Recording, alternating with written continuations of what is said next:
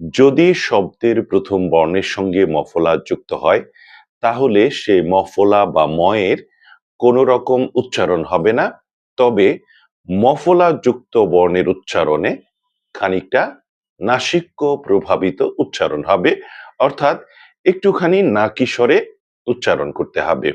আমি কটি শব্দ বলছি, আপনারা লক্ষ্য করুন। যেমন ধরুন, স্মরণ, স্মৃতি, স্মারক, স্মর্তব্য, স্মরণীয় ইত্যাদি। আপনারা লক্ষ্য করেছেন যে প্রত্যেকটি বর্ণের সঙ্গে মফলা যুক্ত আছে, কিন্তু ম বা মফলার কোন রকম উচ্চারণ হচ্ছে না, বরং মফলা যুক্ত বর্ণটির উচ্চারণ একটুখানি নাকি স্বরে হচ্ছে। শব্দগুলি আমি আবার বলছি। স্মরণ, স্মরণীয়, স্মারক, স্মৃতি, স্মর্তব্য।